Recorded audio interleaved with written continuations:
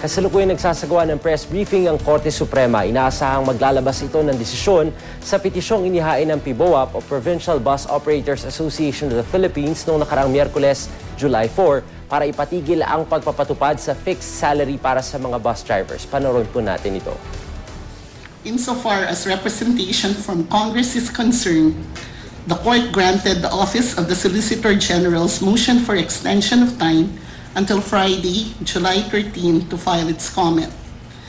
The OSG represents both houses of Congress in this case. The Court also noted the JBC's comment, submitting the matter to the wise discretion of the Court. In the case of GR number 2011-12, Capalia versus Comelec, GR number 2011-21, Solidarity for Sovereignty versus Comelec, GR number 2011-27, Gingona versus Comelec, GR number 2014-13, Tanggulang Demokrasya versus Comelec. The Court required Comelec to comment within 10 days from notice on the motion for reconsideration of the Automated Election System Watch of the Supreme Court's June 13, 2012 decision dismissing the petitions assigning the 1.8 billion purchase of the PCAS machines by Comelec from Smartmatic. Okay, I'm now free to answer your questions. Marlon? Ano po, sir, bakit issue ng SQA dun sa bus operator? Yung reason? Well, usually SQA orders are issued to preserve the situation prevailing between the parties before issuance of the assailed action. So the court found that there is a need to first preserve the situation. The vote, ma'am? The vote was not given to me. To follow na lang, ma'am. I'm not sure if that is stated in the resolution that is now being prepared. Pwede po explain bakit SQA hindi TRO?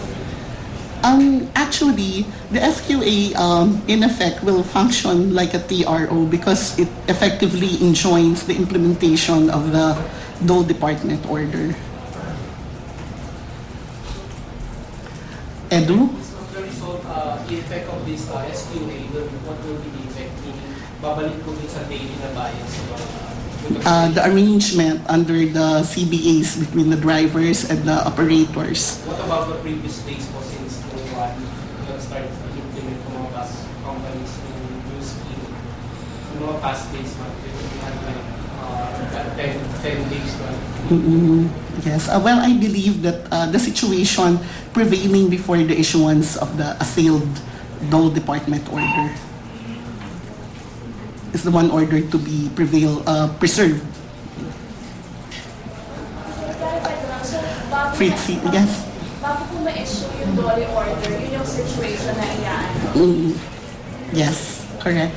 So, ma'am, is it, so we can assume na merong urgency yung or rather the petition filed by the bus operators. That's why the court issued an SQA. Yes, it felt that SQA is needed. There is urgency. Any more questions? Pwede po explain lang po ano yung difference ng SQA sa TRO? SQA, well, yun nga, as I said, it preserves the situation, the prevailing situation between the parties before the assailed orders, while the TRO, it's explicitly stated that it enjoins or prohibits an action by the respondents.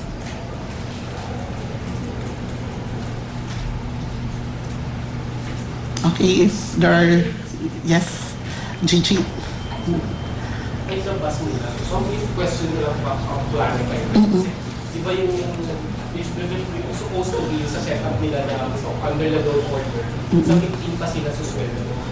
So, the past days, yung 10 days na wala yung mga commissions nila, ano po yung babayaran, kailangan bayaran, ibalik yung mga commissions nila, yung metro, yung dami yung setup. I think the setup before the issuance of the Dole Department so, order. So yung 10 days po from July 1, kailangan bayaran sila day per day? That's my understanding, yes. Yes, Gigi. Ma'am, in the past po, di ba, yung mga SC justices who've been nominated for the position of Chief Justice underwent an interview? Yes. But before the time of Chief Justice Corona, there was, I think there was a consensus among the justices not to subject themselves into to be under an interview. What is the sentiment now of the sitting justices now who are nominated for the CJUs? They will undergo interview. In fact, the schedule of the interviews, it's published in today's issue of Star and Inquirer. Ma'am, is there any update regarding the issue on the presiding officer of the JEC? Just what did the court talk about yung sa pag-assume ni Justice Peralta? Ano yung update? Ina, I'm not aware if that was placed in the agenda. Well, I've read Mr. Neil Tupa's sentiments on the matter. I don't know whether he submitted a manifestation before the Supreme Court. So that can be taken up in the agenda. Yes, follow up, given that wala pang manifestation of the JPC. So, sinasabi po nila na based on the order, the SC kailangan si Justice Peralta yung mag-chair ng JPC. yes. It stated there that the most senior justice who is not a candidate for the Chief Justice position shall preside over the proceedings pursuant to Section 12, Chapter 2 of RA 296, which is the Judiciary Act. For now, that will hold, ma'am. I mean, pending any action contrary to that, that is the position of the court. Justice Peralta will preside. Yes, that is the position of the court. It also made this ruling pursuant to its power of supervision over the Judicial and Bar Council. Gigi, you have a Follow follow-up? up on my question, dun sa justices. So, ibig ba sabihin nun, yung mga sitting justices like Justice Carpio and the rest are amenable now to going through the motions of a public interview, whereas before they rejected such move by the JPC, which is just a body which is being supervised by the Supreme Court. Okay, Gigi, clarification. There was no change of sentiment on the part of the senior justices whether to go through the JBC interview, because it was a different set of justices who wrote the JBC asking that the interview requirement be waived as to them. These were the candidates for Chief Justice after the term of Chief Justice Panganiban expired. Yes? Yung argument ko ni Congressman Tupas na yung about sa senior justice ay obiter dictum lang daw and that the rationalist then to make the decision. Yes, I will not comment on that because I don't want to preempt the Supreme Court on ruling on that issue. If ever that is raised, formally raised before the court.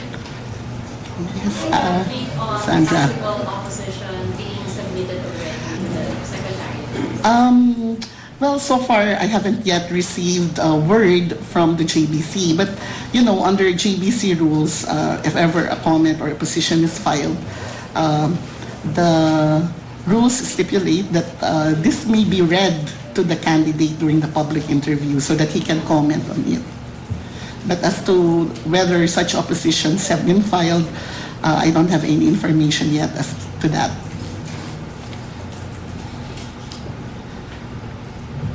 So if there are no more questions, May pinulater pa yung vote dun sa Pwede na. kahit text. well, the resolution is being prepared. I'll just make an inquiry whether the vote will be stated there. But as you know, usually in resolutions, the vote is not stated. But ma'am, that might be the how it is.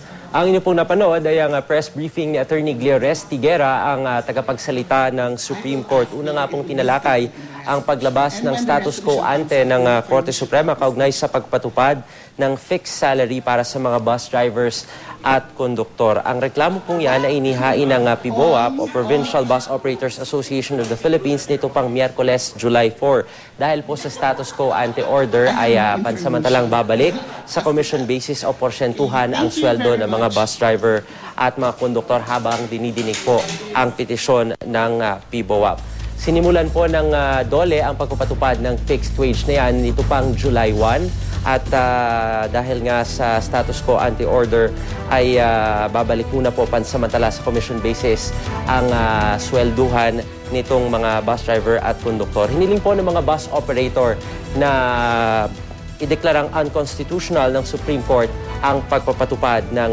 fixed salary scheme ng DOLE at LTFRB. Samantala, tinalakay din po ang dyan sa press briefing na yan, yung pagkakalathala na ng mga listahan ng mga opisyal na nominado para sa pagkapunong mahistrado.